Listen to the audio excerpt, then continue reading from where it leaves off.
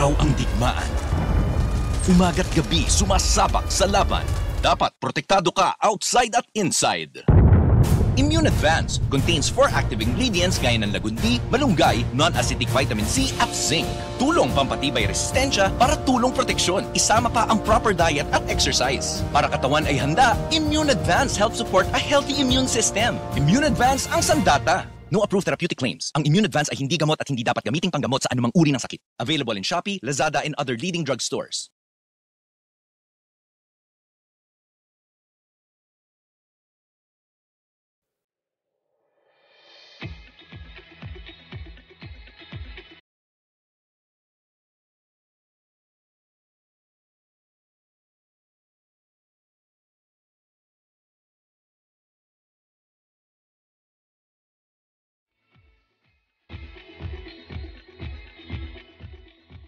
Diyos maray na aldaw sa indong gabos na makabanwa. Magandang araw Pilipinas, magandang araw Luzon, Visayas at Mindanao at sa lahat ng ating mga kababayan sa iba't ibang panig ng mundo. Welcome po sa ating palatuntunang tuklasin natin at ito po ang inyong lingkod, Kathy Cruz, na inyong makakasama sa loob ng 1 oras. Sa lahat po ng ating mga masugid na taga-subaybay, maaari po kayong mag-text sa 0915-258-4091 o maaari po kayong mag-iwan ng komento sa ating mga social media accounts, ang ating pong Katipunan channel sa Facebook page at YouTube account. Pwede nyo rin pong bisitahin ang BDT Radio Production sa aking bahay sa YouTube. At syempre, maaari rin po kayo magpadala ng sulat troniko kung may nais po kayong ibahaging impormasyon o mungkahi na nais po ninyong talakayin natin sa ating palatuntunan. Well, ngayong hapon pong ito ay isa na naman pong talakayan ang ating pag-uusapan at sigurado ako po sa inyo na marami po tayong matututunan. Tulad ko sa lahat po ng ating pinakapanayam dito sa tuklasin natin ay marami po tayong natututunan at proven po yan. At tulad ng layunin ng palatuntunan ito, tutuklasin, dapat malaman ng sambayanan. Well, ngayon pong araw pong ito ay isa pong mahusay at eksperto po pagdating sa usapin po ng nuclear medicine. Minsan natatakot po tayo, marami po sa ating mga kababayan na ang iniisip pag naririnig natin ang salitang nuclear, nako masama yan. Masama sa katawan, masama sa environment. Pero sa hapon pong ito ay malalaman natin kung ano ang mga isa sa mga mahahalagang bagay ng ginagawa ng isang nuclear medicine o sabihin na natin mula sa salitang nuclear, no? Ito po ay hindi yung armas na pang-gera. Ito po ay makakatulong sa ating kalusugan, sa teknolohiya at syempre pinakamatindi po nito ay yung tinatawag nating nuclear energy. Kung nakikita nyo po o napasyalan nyo na ang Bataan Nuclear Power Plant na hindi po natin pinandar at nasayang po ng ilang dekada, yan po sana ang makakatulong sa ating bansa pagdating po sa pagdagdag, hindi lang dagdag, kundi maging base o energy base ng ating bansa. Anyway, ang ating pong panauhin ngayon ay nakapagtapos po ng master's degree in health professions education noong 2006 sa University of Santo Tomas. Alam niyo po ba na noong 2007 ay siya po ang Executive Director ng ASEAN School of Nuclear Medicine. Siya po ay isang fellow o nakapagtapos po siya ng fellowship training in nuclear medicine sa Children's Hospital West Med, Greater Sydney, New South Wales, Australia noong 2010. Isa po siyang recipient ng Merit Awards noong 2014 at 2017 mula sa International Atomic Energy Agency. Nako, mamaya tatanong po natin kung ano ba ang function sa buong mundo ng IAEA. Tatanong po natin yan sa ating panauhin. Nakatanggap din po siya ng pagkilala bilang isang Distinguished Filipino Nuclear Medicine Award for International leadership nung ika-50 anibersaryo ng Philippine Society of Nuclear Medicine noong 2006. Nako, alam niyo po na bukod po dyan, isa po siyang Balik Scientist Awardee noong 2019. Ang aking pong talagang hindi lang basta kinagigiliwan, ginagalang, at subok ko na pagdating sa usaping nuclear medicine, ay kaharap po natin ngayon sa pamamagitan po ng Zoom. Siya po ay walang iba, kundi si Dr. Thomas Neil Pascual. Magandang hapon po, Dr. Thomas.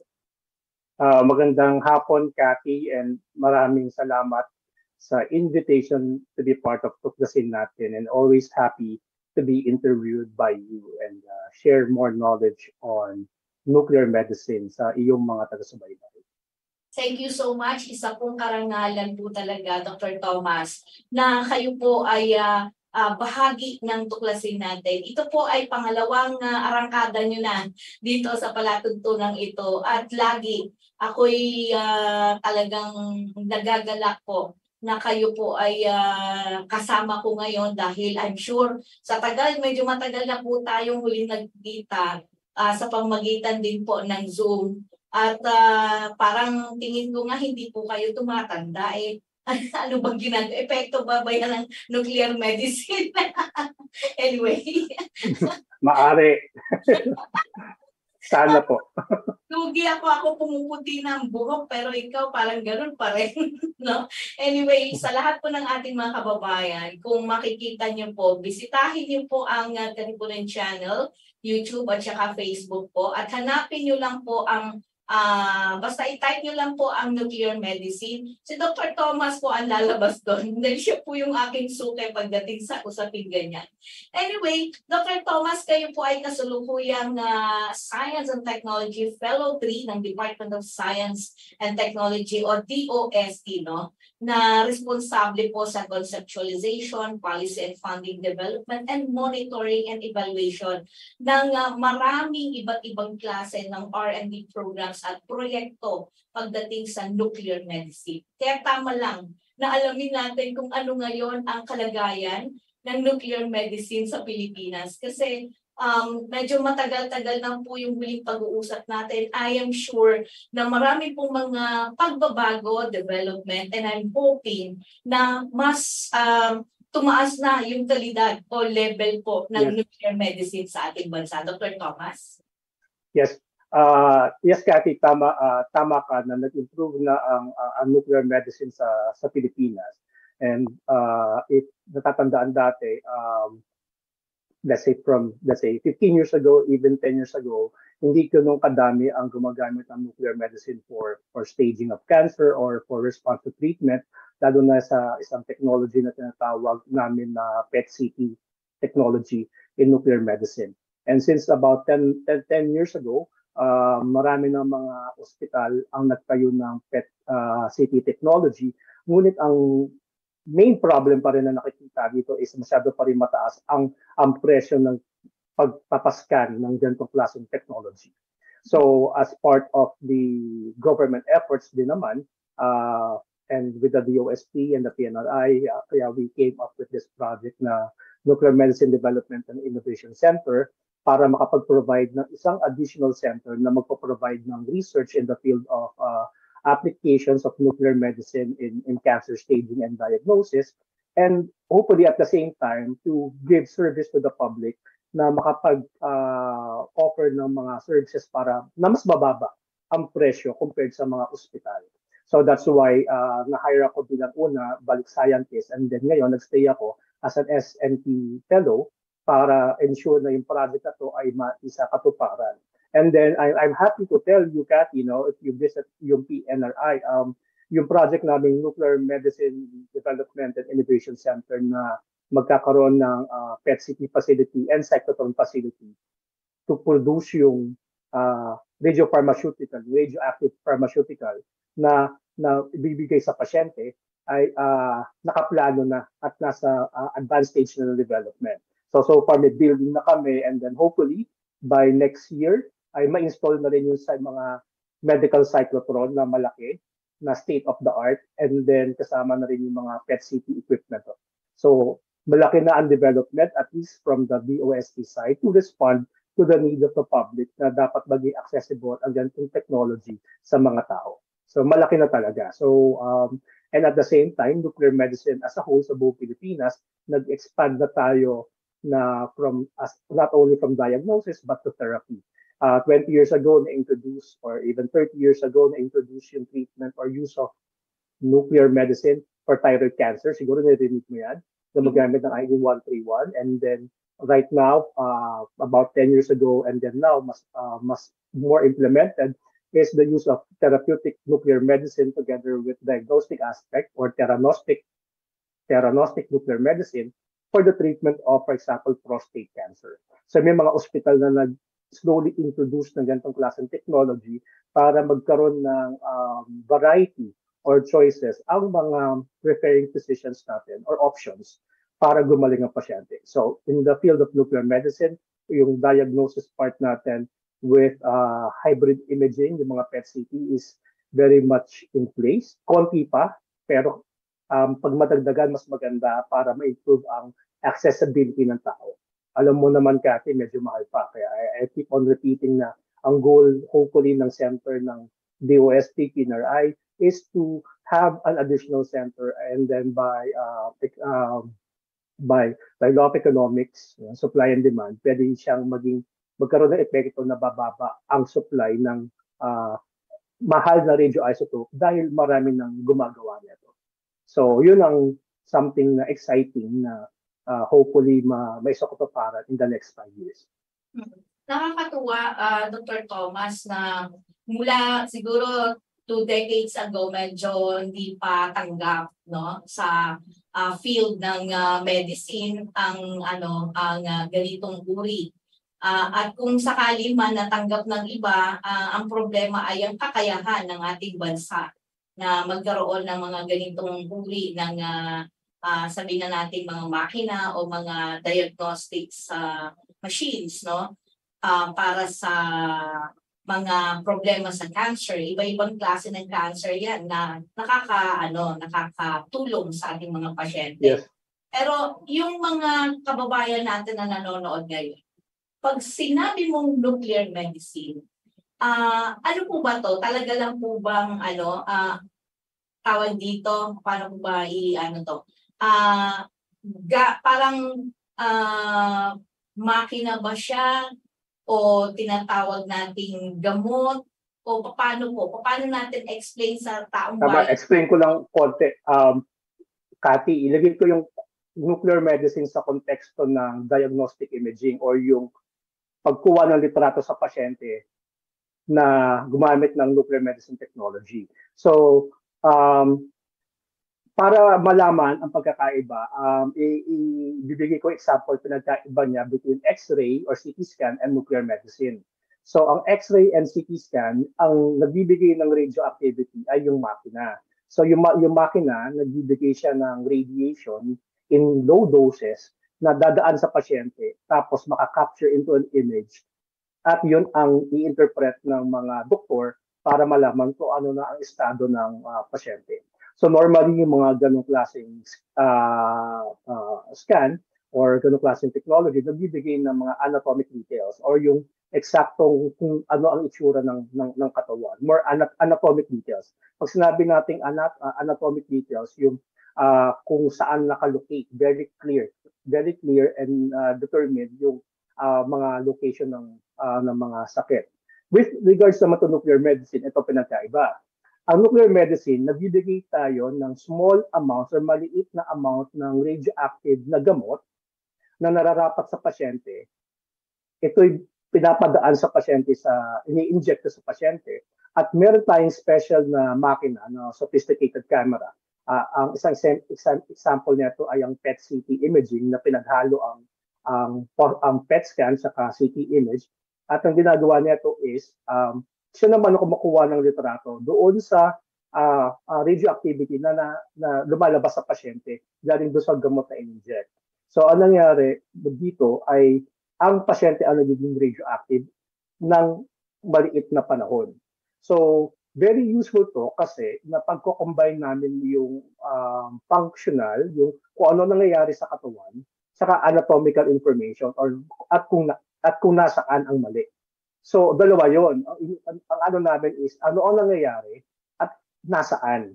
So yun ang nuclear medicine. Nagkakaroon kami ng functional and anatomic imaging, which is very helpful, lalo na sa staging ng cancer at sa mga kondisyon na kung umepekto ba ang chemotherapy or radiotherapy sa isang pasyente. Kasi nakakombine namin yung functional and anatomic imaging. Ang dagdag na advantage pa nito is, sabi mo, buti ngayon, mas marami ng mga doctors na gumagamit ng nuclear medicine with the staging of cancer, which is true kasi malabas na siya ngayon as a requirement from the clinical practice guidelines worldwide. So, kunyari sa breast cancer, sa mga lung cancer, kung available ang technology, ina-advise na magbigay ng kumuha ng PET-CT scan para malaman mabuti kung ano na estado ng pasyente bago gamutin at pagkatapos gamutin. So yun ang importanteng technology. And then dahil nga sa combined technology na to, may mga pananalisik na rin na nagsasabi na yung PET-CT ay hindi lamang mas accurate, in the long run, mas mura pa to kung CT scan alone ka lang sa buong gamutan ng pasyente. Kaya ang sabi nila dito na ipapasok yung mga terms na cost effectiveness. So mas cost effective yung pag-use ng nuclear medicine technologies such as PET-CT sa mga kondisyon na nakasanto appropriate sa clinical practice guidelines. Kasi di ba ang gamutan ng cancer, mahabaan yan di ba? Diba? And then kailangan natin malaman kung umepekto na o hindi. Imagine mo dati 15 years ago, they rely only on one or two single technology. And ngayon, meron silang PET-CT scan na nakapagbibigay ng combined technology and mas accurate information kung ano na ang naging epekto ng gamutan sa pasyente. So, ang long terms nito, pwede ma-improve yung tinatawag na health outcomes. Meaning, pwedeng mag-predict nito na, kunyari, kung ang resulta ng PET-CT scan mo ay detect na medyo, for example, kalat na yung cancer, mas makakapag-desisyon ng doktor na i-divert yung therapy na wag na maging agresibo kasi baka magsayang lang ng oras at ng pera sa pasyente. At the same time, ang good side naman nito is kapag doing good ang pasyente with choice of therapy, and then nag-respond ang pasyente sa chemotherapy at maganda ang lumabas sa PET-CT, so lalabas din na tama ang desisyon ng doktor and then magko-continue sila with the cell therapy. So maraming mga indications, so maraming mga studies and pananaliksik na nagsasabi na it's not only accurate and sensitive but also cost-effective when added in the management of cancer patients. Correct. Yes. And then with regards naman sa Pilipinas, kung titingnan mo yung population ng Pilipinas, I think Ms. Kat, nasa 125 million na tayo. Ang ayon sa World Health Organization, ang kailangan na PET-CT availability for every million na tao ay isa. So kailangan at least sa Pilipinas more than 100 PET-CT facilities, pero right now wala pa tayong 15. So hindi pa ganun ka-available ang technology sa buong bansa. Pero slowly, we are getting there. And then we're trying to get yung mga radiopharmaceuticals to be available readily. Kasi isang factor na mag-affect ng price ng PET-CT scan would be yung gamot kung saan ito pinuproduce. So right now, may mga 4. So hopefully, pag naayos ng PNRI, may pang-5 na. And then by, sabi ko nga kanina, by law of supply and demand sa economics, sa health economics, magiging accessible and maaaring mas mababa ang presyo nito over. Correct, oo. At saka ang maganda pa nito, kumbaga nakikita ko na yung breakthrough ng nuclear medicine. Ako nga, Doc Neil, ang tingin ko nga rito, hindi lang yung basta accurate, yung accuracy, at mumura siya kung talagang mas marami na ang gumagamit nito. Ang tingin ko nakakatulong din to mismo dun sa pasyente dahil bukod dun sa mas mura yung magagastos niya, parang mas hindi magiging matagal yung burden, alam mo yon, at yung possibility na makarecover siya, gumaling siya dun sa kanyang karamdaman. Kaya ngayon Yes. parang, di ba dati pag sinabing may cancer ka, natatakot na kagad ang tao, di na alam, bakit papakamatay na, parang wala na, hopeless na sila, di ba? But because of this, this kind of, sabi nga natin na breakthrough pagdating sa nuclear medicine natin sa Pilipinas, at even sa ibang bansa, ay talagang makikita mo na may pag-asa pala. Di ba? Yes. Mas makakapagbigay tayo sa mga oncologists or mga doktor sa cancer tsaka sa mga iba pang doktor ng evidence na kung ano ang dapat nilang gawin sa estado ng pasyente after doing a PET CT scan or a nuclear medicine scan. So, kasi dati kailangan maraming scan para malaman kung kalat na talaga. Ito kasi ang PET CT in a matter of 1 hour procedure, pwede mo masabi na mas-stage mo pasyente. Di ba ang staging ng cancer is importante pa para malaman ano ang approach sa therapy. Di ba? Kung stage 1, nandun lang sa lugar, stage 4 pagkalat na. Iba po ang gamutan kapag stage 1, iba ang gamutan kapag stage 4. So, mahirap naman kasi dati stage 4 na, pinipilit pa yung stage 1 na gamutan kasi baka gumaling. Kaya nga po ang sabi natin ngayon is based on evidence, yung mga health outcomes mo or yung tinatawag na survival rates, mas evident depende sa PET CT scan na nakikita. So pag pinagsama-sama mo na yung estado ng pasyente, yung mga nuclear medicine scans, saka yung type of, kunyari, anong klaseng cancer siya, mas makakalculate na ng doctor kung ano yung best therapy para sa kanya. Kaya very important talaga ang PET CT, lalo na sa cancer. Kasi hindi naman siya lalabas sa clinical practice guidelines na or CPG. Kasi yung CPG kasi nagsasabi na ano ang dapat na gawin sa pasyente kapag meron niya to. So ano ang mga test na dapat gawin sa kanya kung available ang mga equipment na ito. So ngayon at least umabot na tayo sa stage dito sa Pilipinas na available ang equipment na to. So ngayon kailangan na lang ma-utilize or magamit. Kasi kung hindi pa i-utilize ng tao ang nuclear medicine or PET CT dahil sa takot na nuclear, most likely dahil sa misinformation rin yun. Kasi, di ba, for example, sabi nga ng promotions, for example, on awareness on radiation around us or nuclear things around us, basically, they're everywhere, di ba? From the saging na kinakain natin, from the mountains of bundok, may nag-emit ng natural radiation yan, di ba? And kahit mag-aeroplano ka, may natural radiation yan. But naman, in terms of nuclear medicine or sa medical use of radiation, indicated naman or appropriate, meaning gumagamit tayo ng radiation sa medicine kung nararapat sa pasyente at kung magbibigay ito ng adequate information. So dapat hindi matakot yung publiko kasi in fact nga, di ba, X-ray, bata pa tayo may X-ray na, ba't hindi ka natatakot sa X-ray, di ba? Eh nakabitan lang ng nuclear, natakot na, di ba? In fact, they are actually releasing radiation pero in small amounts na regulated naman ng gobyerno. Doon napapasok, for example, yung trabaho ng PNRI to ensure the regulations, na tama ang mga makina, yung mga equipment, not only in nuclear medicine, but all the way until radiology. So far, medyo safe naman tayo doon with regards on the appropriate use of nuclear medicine technologies in the management of mainly non-communicable diseases right now. Nako, at well, paano ko ba explain to? Parang sabi ko nga importante yung mga katulad mo, Dr. Neil, na ipinapaliwanag sa tao ang kahalagahan, di lang basta mahalaga, kundi na ibibigay sa tao.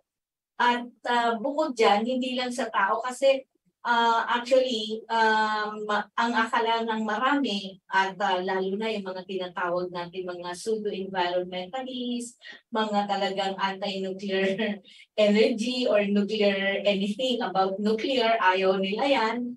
Sabi ko nga minsan kung ang mga ninuno natin, Dr. Neil, ay natakot sa apoy, yung di ba na nagkiniskis nila yung bato, natakot sila dahil napaso sila o nasunog yung kanilang ginagawa, di wala sana tayong kuryente ngayon, di ba? Wala sana tayong Tama po, opo. panluto. Ganun lang Saka naman. sa panahon ngayon, nandyan yung mga malalaking organization tulad ng International Atomic Energy Agency na nag-ensure na ang nuclear techniques or mga bagay na nuclear ay nagagamit sa mapayapang paraan. Ika nga na sa English, peaceful use of atomic energy. Sila din na nagbabantay na make sure and regulated na ang paggamit ng mga radiation or nuclear techniques either in industry or in health or in agriculture will be used appropriately. And marami tayong mga eksperto niya sa buong mundo at siyempre mas lalo na sa Pilipinas. Nasa PNRA sila, even also nasa Department of Health kasi ang International Atomic Energy Agency together with the WHO and the United Nations, they all form and then convene to make sure that there is appropriate use of radiation in our daily lives. So lahat yan, pangkalahatan lahat yan, di ba? And then lagi sila nagko-convene para gumawa ng guidelines para walang nawawala. At the same time, pag gumagawa ng guidelines, siyempre may public information na rin yan. Ako napunta ako, for example, sa field ng health, sa human health. So I'm actually more on an advocate on the peaceful use of nuclear techniques in human health. Sa human health, ang daming applications ng nuclear techniques. Merong radiology, diagnostic imaging, radiotherapy, siyempre, meron yan, di ba? And even in nutrition. So ako, nakapokus ako sa nuclear medicine. So those are the things na the people should be aware. And then, you know what, Cathy?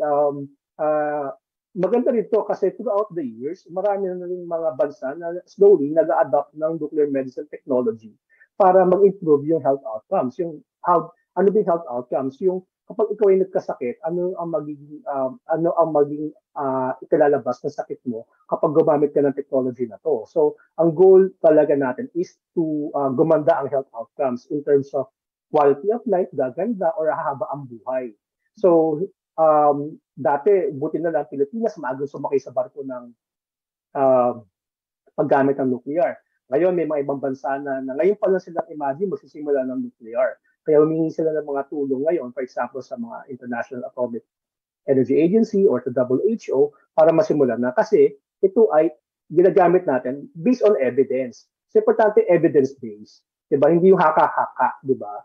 Kasi dati, haka-haka ang gamutan sa cancer kasi wala tayong ebidensya eh. Diba? So ngayon dapat guided tayo by evidence, lahat talaga evidence and personalized. So yun ang strong pursuit ng nuclear medicine. Nakatutok tayo sa kondisyon ng pasyente, pag-aaralan mabuti ng mga eksperto, gagamit po ano yung available na technology, in this case nuclear medicine, and then gagamitin sa pasyente para isa lang naman ang goal natin, mag-improve ang quality of life or other health outcomes such as survival rates or even treatment or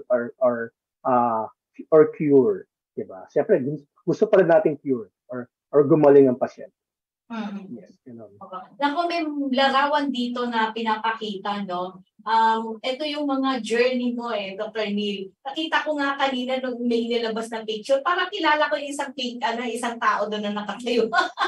Parang ako yun Nuclear 101. Training ng PNRI. But as we go on, sige po, may mga lumalabas ngayon ng picture na nakikita. Ang PNRI kasi ay nagiging proactive na of course na magbigay ng nuclear technologies in human health sa tao. So ang nakikita po natin ngayon sa litrato ay ang tinatawag na Technetium Generator Facility na pinatayo ng PNRI para ma-ensure na yung isang uri ng radiopharmaceutical na normally ay final product na lang pag dumating sa Pilipinas ay dating dito na parang raw materials pa. So ang end goal nito is again para makababa ang presyo kasi 'di ba kung final product na ang darating sa iyo, mas mahal na 'yan sa end users. Yes. Ngayon, ito yung technetium generator na kailangan ng isang radiopharmaceutical na tinatawag na technetium-99 na nagagamit natin sa ibang applications sa nuclear medicine. For example, meron din sa cancer, meron din sa mga problema sa bato, mga problema sa puso. Ngayon, the past years, dumadating to as an end product na, yung technetium, di ba? Ang goal ng technetium generator facility ng PNRI would be is para yung mismong product before the final product ay i-assemble na sa Pilipinas para mas maging accessible and mas mura. So right now, we're just waiting for the approval of the FDA to make it operational, and then eventually mas magiging available na and mas mura yung technetium generator sa buong bansa. Konti lang ang may technetium generator facility sa Southeast Asia. So in fact, isa na rin tayo sa mga leaders na meron yan. So hopefully ay maisakatuparan na maging operational na siya in the near future. So yun po. Sabi yung ibang, minsan naman nagbibigay ako ng mga lecture on Nuclear 101, tama, mukhang sa hotel ata yan eh. Before the pandemic sa Quezon City. Sabi ko the peaceful use of or the use of nuclear techniques in human health. So diyan basically explain ko na doon nga sa entire spectrum of the patient journey, may mga times na gagamit siya ng mga nuclear or radioactive containing procedures na dapat huwag siyang matakot or matakot ang publiko kasi ang ginagamit natin radiation or amount of radiation or the use of nuclear techniques ay not so big. And at the same time, alam naman ng mga eksperto kung paano ito gamitin. Dahil ang mga eksperto natin sa nuclear medicine, marami tayong mga doktor eh. Kasi ako, doktor ako. I'm a nuclear medicine physician. Marami din nuclear medicine physicians sa Pilipinas. And then, lahat naman sila ay na garantiya ng society and also ng PNRI na marunong humawak ng radiation. So,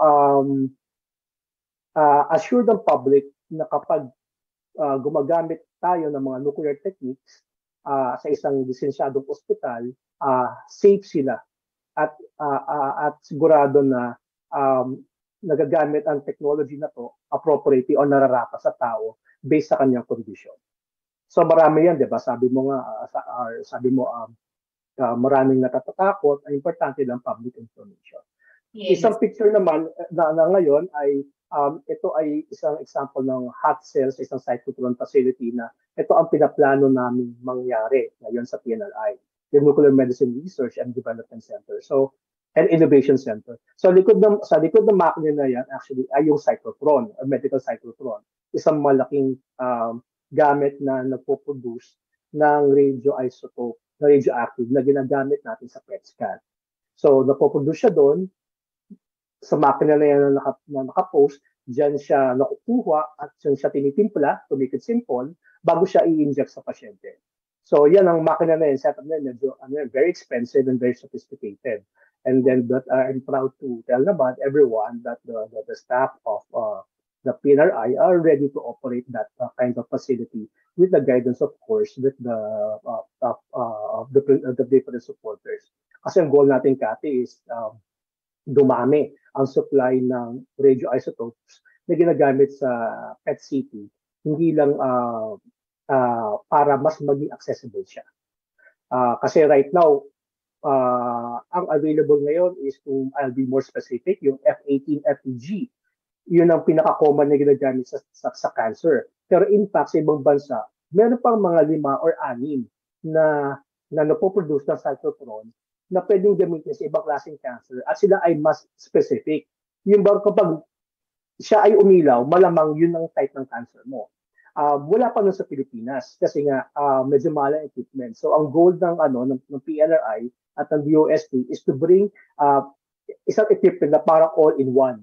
Na it has the capability to produce the most common type of radiopharmaceutical, which is F18, and at the same time produce other radiopharmaceutical that can be manufactured in that cyclotron para magbigay or maging available sa tao at the same time mag-provide ng research naman din or research opportunities sa Pilipinas na i-conduct ng PNRI. Kasi ang most common na tracer nga, sabi ko F18 FEG. Pero meron din tayo ng ibang tracer na nagagamit not only in cancer but also in, for example, in dementia, in heart disease, or even other types of cancer na pwedeng mag-produce ng cyclotron na yun. So, depende. Minsan kasi ngayon, sobrang ng sophisticated yung nuclear medicine technology na hindi tayo one radiopharmaceutical fits all. Ngayon, gusto natin mas specific na. Yun yung nangyayari sa ibang bansa. So, sometimes we choose to have more radiopharmaceuticals available. like for example, gallium-68 or as an example, gallium-68 or copper, yung mga specific yon. Yun ay normally available sa mga mas developed na bansa. Pero hopefully, in a few years' time, magiging available yun siya sa Pilipinas kasi maganda ang proyekto at ang intention naman ng DOST-PNRI para itong facility na to ay maging available sa publiko. Kasi dalawa yan eh. Makapag-produce tayo ng tracer na gagamitin sa cancer at bababa ang presyo. At the same time, may equipment tayo, makakapag-research na ang mga tao. Di ba kasi wala naman research in cyclotron sa Pilipinas eh. Masyadong focus on service. Yung production ng F-18 para, kasi nga, malaki ang demand and then walang time for research. And so ang gusto namin is itong facility na to ay maging area din for research not only in cancer but also in other cases such as in cardiology, in neurology. Kasi nagagamit din yan dun eh. Sa puso or sa brain, for example, in dementia, nagagamit din yan. And also in other types of cancer. So very useful yun. So yun ang pinaplano namin ini-implement na namin in the next few years. So, siyempre, dapat, we keep on being aware na it will be available. Yan. So, hopefully, madami na ang cyclotron and PET-CT facilities sa Pilipinas. And then with the help of your program, we increase awareness on that nuclear is here and nuclear is safe. And we have guidelines and regulations to ensure na everything is used appropriately. Kaya nga tayo nag-aaral para maiwasan ng mga aksidente. Diba? Aksidente is aksidente. Diba? It will happen. Diba? Narinig ko nga kay sa director ng PNRI, diba? Dr. Arcia, diba? Minsan nga, between, siyempre, the power ka na eh, diba? Dala ka sa power, diba? Sa nuclear power plant, for example, sa mga coal plants, for example, in the 20 years, ilan ba yung, for example, ang nagkaroon ng casualty dyan? Bilangin mo. Madami. Sa mga nuclear power plants, ilan? Wala. Parang gano'n. So, kasi, regulated natin. Kasi mas alam natin, we are equipped with the knowledge to ensure na trying to avoid any possible accidents. And we are prepared. So, may kasama yan, di ba? So, meron ka siyempre prevention and the emergency preparedness. So, meron din yan. Kung ng PNRI, meron silang mga protocols for emergency preparedness, di ba? Para sa mga times na gano'n, di ba? Pero syempre, ang goal natin is to appropriately use it first, following the standards, to prevent any unintentional exposure to the public. So very keen tayo, we're very proactive in making sure that all of our radiation exposures would be intentional and or pinalano, yung hindi pinalano at na-expose ka dahil aksidente. So we try to make it work na before something happened. And with that, we need the knowledge. Kaya nga patuloy tayo nag-aaral, nagbibigay ng mga panayam ng mga ganito, and together naman with the DOST and the PNRI and even the Department of Health ay nagbibigay ng education din. At nakakakuha tayo ng education from international organization to keep the industry alive kasi in the long run naman talaga is nagagamit ang nuclear peacefully. Diba? Kasi nabasa ko dati nung nasa ang quote dati ng International Atomic Energy Agency. The International Atomic Energy Agency takes care of this single technology that could give infinite power, infinite energy and power for energy and power, di ba? Kuryente sa mga tao at the same time nakakatulong din siya for health, for industry and agriculture. Pero kapag nagamit ng masama, ay pwedeng mag-lead naman ng distraction. So, dapat hindi siya magamit ng masama. Kaya nga, mas maraming nagbabantay ngayon kesa gumagamit ng masama. So, yun. Kasi may role ang International Atomic Energy Agency. Different areas yan, di ba?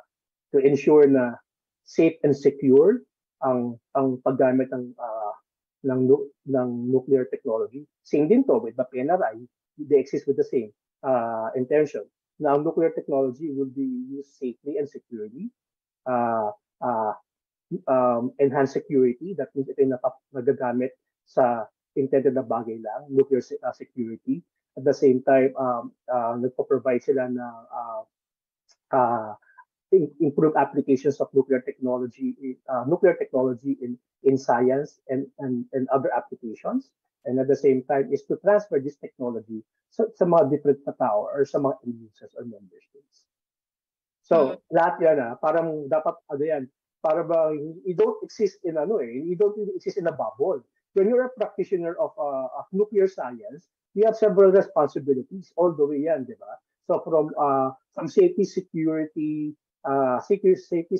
nuclear applications, even monitoring and disposal, di ba? Or waste management, and then preparedness if something would happen.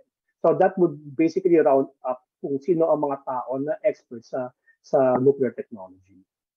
So ganun.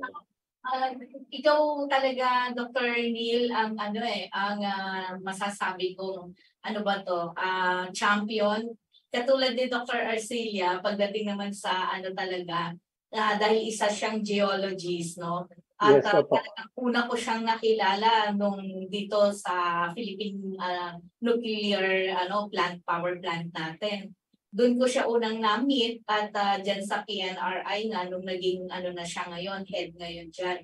At ngayon, ikaw ang isa sa mga dagdag na champion. At sana, ang curious lang ako, Dr. Neil, sa kasalukuyan po ba, ilan na po kayo na mga involved ngayon pagdating sa nuclear medicine?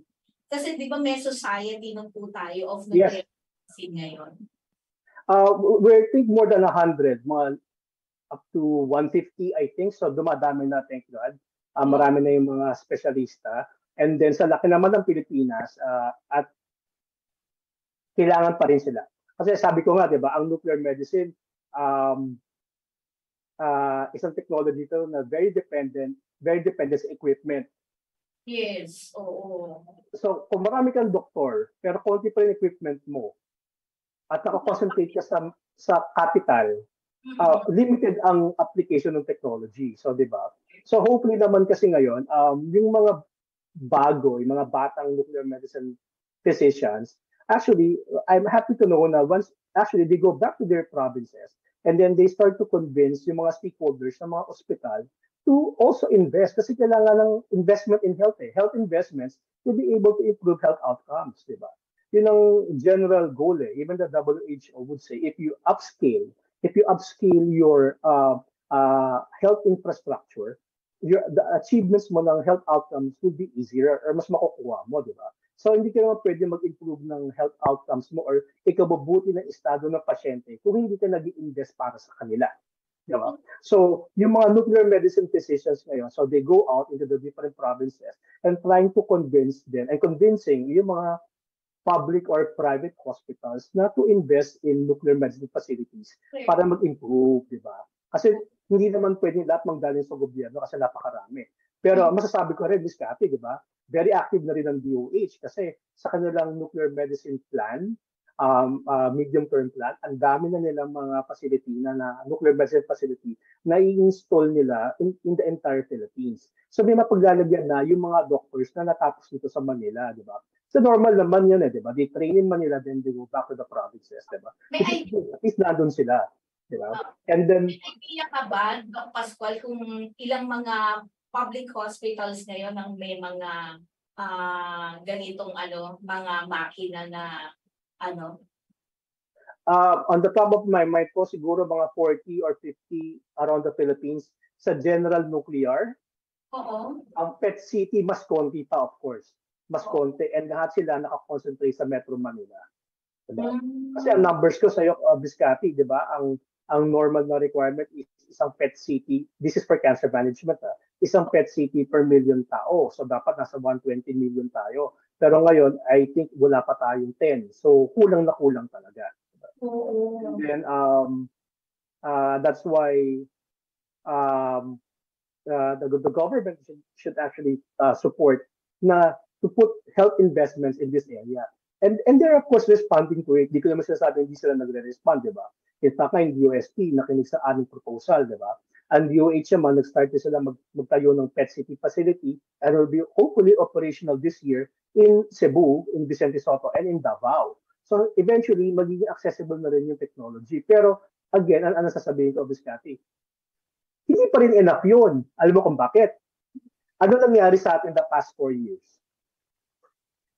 Past 4 years, nako, di syempre yung COVID. Yes.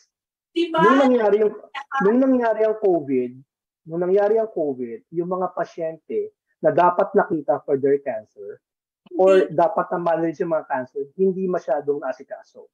Kasi wala silang choice.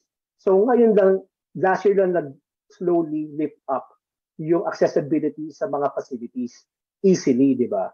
So that means yung mga dati na iniinda na pwedeng napagawa na, lagi napagpabukas na or napagtaon na dahil sa COVID. So expect natin na maaaring magkaroon na sabi na namin na parang silent pandemic. Dilitaw na ngayon yung mga taong may cancer dati or dati may sintomas ng cancer na ngayon na nakikita. So still hindi pa rin enough yung mga facilities natin, di ba? Wow. So hopefully we're trying to get prepared niya na to have the facilities available to them, di ba? And then hopefully in the next in the medium term mas mura pa sa tao. Correct. Kasi ang goal din natin diyan eventually i-connect natin yan sa clinical practice guidelines na ginagawa naman ngayon ng Department of Health. And then eventually baka magkaroon na ng PhilHealth access. Hindi naman hindi naman ang gusto ko na alam niyo ba dati kung magkano ng PET scan 15 years ago? Magkano, Doc? 120,000 per scan. Scan pa lang yun. Lord, yung mahal. 15 years ago. So, ang mga nakaka-afford lang nun dati, yung mga talagang nasa ospital na malalaki, di ba? Ngayon, dahil dumami na po yung may mga PET CT facility or mas dumami compared dati, that means nagkaroon na ng competition in the market. Diba? Naging neoliberal na environment natin. Diba? Ang ekonomiya nagdikta na. Diba? Ngayon, mas maganda na ang presyo kasi ngayon ang presyo between 45 to 65 na. So bumaba na yung cost. So it is actually a good market-driven price right now. So if we put even more facilities and cyclotron facility, it would actually affect at least 5 or 10% movement dun sa current price natin. At the same time, providing opportunity for research dun naman sa plano natin. So talaga nakukuha natin yung full spectrum ng yung full benefit ng nuclear medicine sa management ng cancer. And I would want to talk na nuclear medicine is not only for cancer, di ba? May mga technologies ang nuclear medicine na nagagamit sa dementia ngayon at sa mga heart diseases. So it's not only that, di ba? Kasi medyo marami tayong Ngayon, I'm happy to announce din na may mga hospital na rin sa Pilipinas na nag-o-offer ng services na or ng mga tracers na pwedeng makatulong sa diagnosis of dementia. So ganon. So ang nuclear medicine nagagamit siya sa cancer, sa puso, and then also sa dementia, and also sa mga bata, sa mga congenital diseases. So basically, marami siyang application sa mga non-communicable diseases, which accounts for majority of deaths worldwide, and majority of deaths in developing countries, including the Philippines. And the number one of which is heart disease. So, yeah. Naku lang, parang nag-segue ako papunta naman sa application of nuclear medicine sa heart disease, di ba? Pero meron kasi yan di ba? Narinig mo na yung stress test. Stress test, yung pinagka-treadmill ka, di ba? Oo. Meron kasing part doon ng nuclear din minsan kapag gusto ng doctor. May ini-inject sa pasyente habang tumatakbo na radioactive. And then pagkatapos niyang ma-injectionan, tatakbo pa siya ng konti and then i-image ng pasyente. So ginagawa naman ng tracer na yun is yung mga parte ng puso na hindi umilaw, hindi dumadalo ang dugo. So yun ang dapat bantayan ng doktor. So yun nuclear technology yun. So it's very helpful na and then it's been available tagal na yan. Heart Center, Philippine Health Center, ginagawa yan in other hospitals. Pero ang tanong, aware ba ang tao? Kasi baka may natatakot sila, di ba? Siyempre hindi. Di ba? Pero they should be aware na kasi in the entire context of nuclear is really helpful. It has proven its usefulness and benefits in health kasama ng nuclear medicine. Mm. So, Yes, diba ganun? talaga, Doc, yung no, yung tinatawag nating ng nuclear technology, no? Pagdating sa larangan ng kalusugan talaga. Yes. Ano yung nagagawa? Na dati-rate, kumbaga, parang ang laki-laki ng problema natin kung how to cure, how to identify, how to determine kung gaano ba kalala. Ngayon, specific accurate yung dahil tumbok mo agad because of the nuclear technology. And, yes, tama sabi mo, tumbok na tumbok mo kagad. Dati kasi, yes, alam mo, makwento ko lang kasi dati, hindi pa uso ang hybrid imaging, 'di ba? Ano ba 'yung definition natin ng hybrid? Yung pinaghalo, 'di ba? Kumbaga sa kotse may gasolina, mayroong kuryente, 'di ba? Parang gano'n. 'Di ba? Hybrid cars. Meron din 'yan sa nuclear medicine, yung hybrid imaging technology, yung PET na nagbibigay ng functional and CT na nagbibigay ng anatomical information. So pinaghalo namin 'yan. So pinaghalo namin yung image ng PET at ang image ng CT. At binasa namin, tama ka, tumbok, malalaman ka agad ng doktor kung nasa ng problema. So yun ang ginagawa namin, di ba? And it saves time and then money for the patient and for the doctor, di ba? Kasi nasasabi ka agad namin, okay, good news. Yung therapy mo, nawala lahat ng mga umiilaw dati. So that means good news, continue on therapy, tapos, di ba? Tatapusin mo na lang and then see you after 6 months, di ba? Or on the other side naman, hindi pa rin nawawala, nandun pa rin siya. Baka kailangan ko magbago ng gamot. Kasi dati, hindi nagbabago ng gamot ang doktor eh. Hintayin tapusin yung 6 cycles of chemotherapy. Eh ngayon, kung meron silang early information done on the second cycle, they are given the option na early information na this might not be responding or hindi umi-epekto ang gamot. Mag-change gear ka na, bumuelo ka na kagad. So yun ang advanced information. Diba dati kasi, totoo naman to, dati, even with that technology available that time, tatapusin muna yung chemotherapy lahat.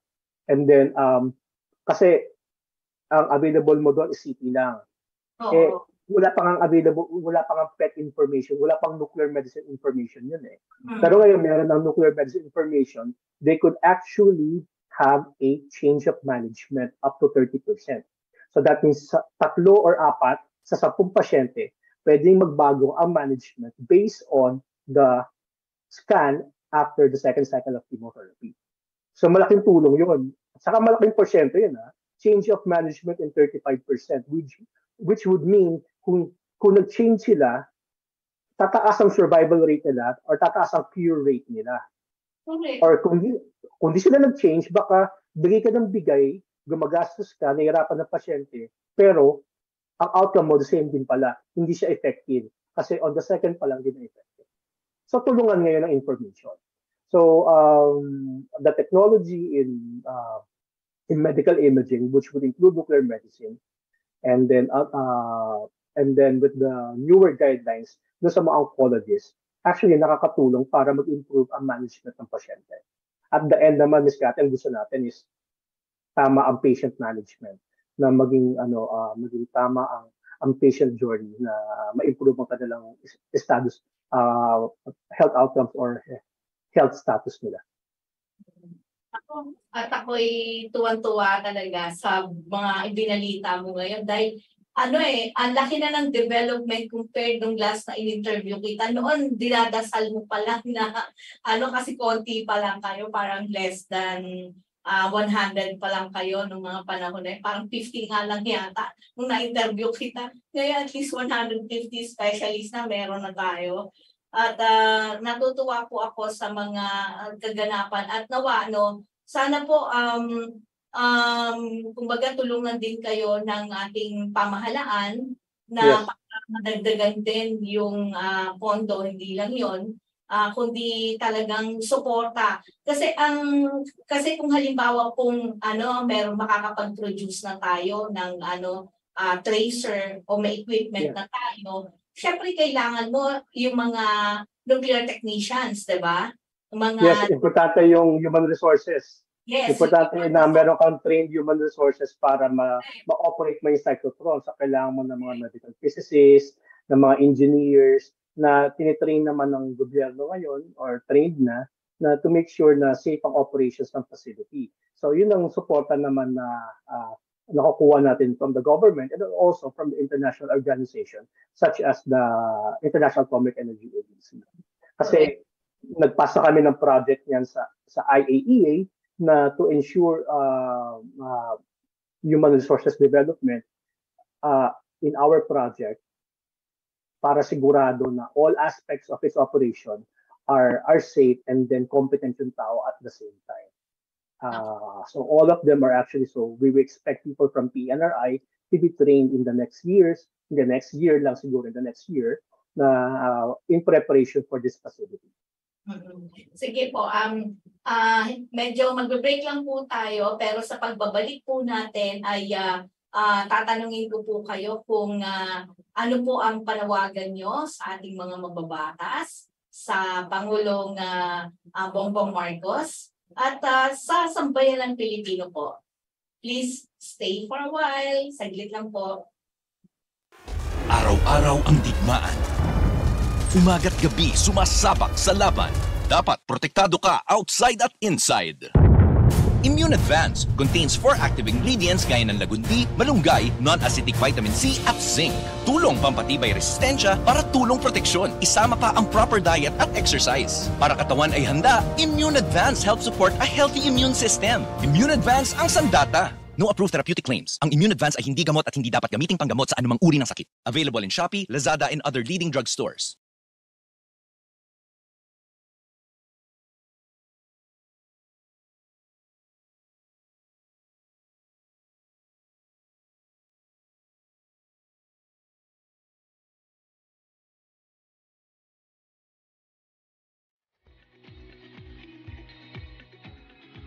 Tayo po ay muling nagbabalik dito pa rin sa palatuntunan tuklasin natin. Dito po ang inyong lingkod, Kathy Cruz, na inyo pong nakakasama sa loob ng isang oras. At syempre, kasama pa rin naman natin ang napakagwapo at napakagaling na si Dr. Thomas Neil Pascual, isa pong Science and Technology Fellow 3 ng Department of Science and Technology, Philippine Nuclear Research Institute. Okay, sa huling arangkada natin, Dr. Neil, gusto ko lang pong hingin ang inyong mensahe sa ating mga mambabatas para baka meron po kayong nais na maipasang dapat ipasa at madaliin nila, at pangalawa po sa ating Pangulong Bongbong Marcos at sa sambayanang Pilipino. Dr. Neil, nasa inyo po ang pagkakat. Maraming salamat, Kathy, ulit sa pagkakataon na makapagbigay ng mensahe sa mga importanteng tao na nabanggit mo. So actually, based sa ating napag-usapan, ang pinaka nire-request ko or nire-request sa mga tao or sa mga mambabatas would be number one, to keep on continuing supporting science and technology development in the Philippines. Of course, the Department of Science and Technology exists, but without the support of the Congress or the people behind it and the appropriate budget,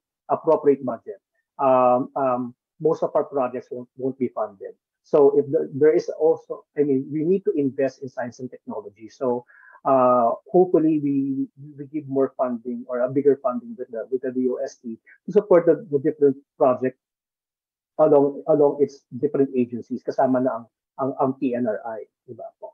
So hopefully maniwala sila sa science and technology to support infrastructure, health investment in infrastructure, and health investment in the people. Sa Pangulo naman po is a very good opportunity to air this message na similarly to support science and technology and also to make more people aware on the good use of nuclear technology in the Philippines. So it's a good opportunity to start po na paggamit ng mga bagay na nuclear ay napapakinabangan na sa kalusugan ng tao or sa human health.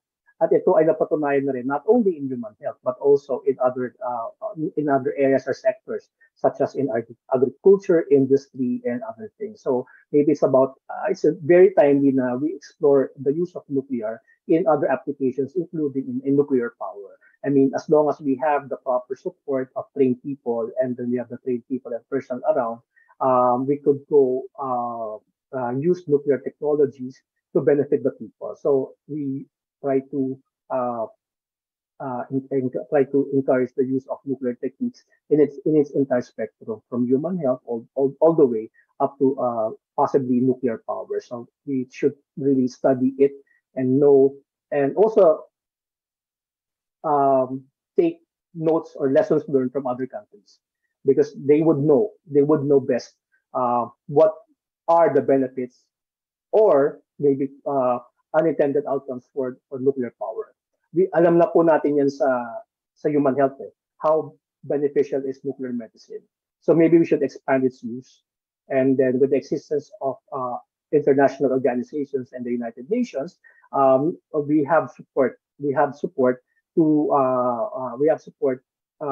properly implement this kind of technology. Should we decide to diversify our energy sources. And sa last message naman po, request sa mga Filipino people, huwag po tayong matakot lalo sa nuclear. Ang kalaban po natin dyan ay knowledge. No? If we knowledge is power, naniniwala po ako dyan. If patuloy tayong nagbabasa about the benefits of nuclear, and not only on the consequences na masyadong romanticized or na commercialized, we should actually we also should be diligent in trying to study what are the benefits of nuclear technology in our lives. So nakikita na po yan, nuclear technology applications in the industry, in irradiation facilities, for example, or in research, or in plant breeding, in plant mutation, nagiging useful na. Mas useful pa rin po ito, definitely, in human health. Kasi nandiyan na yung nuclear medicine for the management of cancer. Nandiyan ang radiotherapy for the treatment of cancer. So we should really weigh the benefits. So I think personally, mas nananalo ang benefits now. So try to have an open mind on when you hear nuclear, just read on it and then try to talk with experts that will be very much willing to help you and enlighten you on your questions. At the end of the day, we want to have a better life. And I think if we try to diversify or use the available technology around us wisely and with responsibility, then we could actually gain its benefits more. So yun po yung message ko po. Nako, thank you so much, Dr. Thomas Neil Pascual. Sana po kasama ka dun sa nabigyan ng award ng American Society of Nuclear sa Estados Unidos, kasi recently si Congressman Mark Wangco nabigyan po ng Distinguished Award as public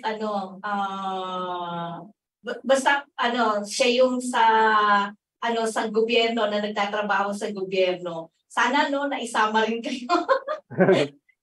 Kasi sayang, dahil talagang hindi po naman biro yung pagsusunog nyo ng kilay at tuloy-tuloy na pagsasaliksik po sa mga ginagawa ninyo. At talagang hinahangaan ko po kayo sa mga ginagawa ninyo dahil ito po ay para sa kinabukasan ng sambayan ng Pilipino, lalo na po ng ating mga kabataan. Kasi kung mananatili po tayong mangmang at naiiwanan ng ating bansa sa mga makabagong teknolohiya at siyensya ng ibang bansa, kawawa naman po tayo pag tayo ay naiwan. At tuluyan po tayo, hindi lang basta magiging mangmang, kundi malulugmok po tayo talaga sa kahirapan dahil makikita nyo naman po ang development hindi lang sa larangan ng energy, hindi lang po sa larangan ng nuclear medicine, di ba? Marami pa pong ibang mga gamit ang nuclear technology po sa tao, di ba?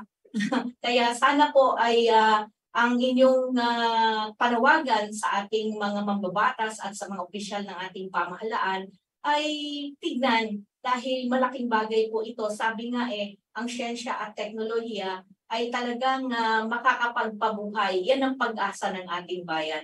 At ang mga katulad ninyo ay kinakailangan madagdagan, Dr. Thomas Pascual. Thank you so much po sa pagkakataon. Maraming po salamat sa pagkakataon din po and then sa oportunidad na makasama ako sa inyong show na tuklasin natin. And then hopefully, magkikita pa ulit po tayo. Opo. At Thank you. sana po mabisita niyo po yung facility ng PNRI para doon sa bagong nuclear medicine facility. Thank you so much po. Well, Maraming salamat po. napakabilis po ng 1 oras at 1 oras na naman po ang nakalipas. Katulad po ng layunin ng palatuntunan ito, patuloy namin tuklasin ang dapat malaman ng sambayanan. Pero tandaan po natin, batay sa Saligang Batas ng Pilipinas ng 1987, Article 2, Section 9, na dapat itaguyod ng Estado ang makatwiran at dinamikong kaayusang panlipunan, nagtitiyak sa kasaganaan at kasangilan ng bansa at magpapalaya sa sambayanan laban sa kahirapan sa pamamagitan ng mga patakarang nagtatakda ng sapat na mga lingkurang panlipunan. Nagtataguyod ng pagkakataon na makapaghanap buhay ang lahat, umaangat na standard ng pamumuhay at ng lalong mainam na uri ng buhay para sa lahat. Muli na naman po magpipilid ang aming palatuntunang tuklasin natin, naway magsilbing gabay at tulong ang mga kalamang inyong narinig at nag-iwan sa inyo ng pangmatagalang kakintalan. Sama-sama po tayong manindigan sa katotohanan nang hindi tuluyang mawasak ang ating lipunan. Kathy Cruz po, ang inyong nakasama sa nakalipas na 1 oras. Sa ngalan po ng Pamunuan ng Katipunan Channel, ang nakaagapay natin sa Ver Archivido, gayon din sa ating mahusay na panauhin na si Dr. Thomas Neil Pascual, kami po ay pansamantalang nagpapaalam at nagpapasalamat na sinamahan ninyo kami ngayon sa aming palatuntunang tuklasin natin. Hanggang sa susunod na pagtatanghal. Magandang hapon po sa inyong lahat.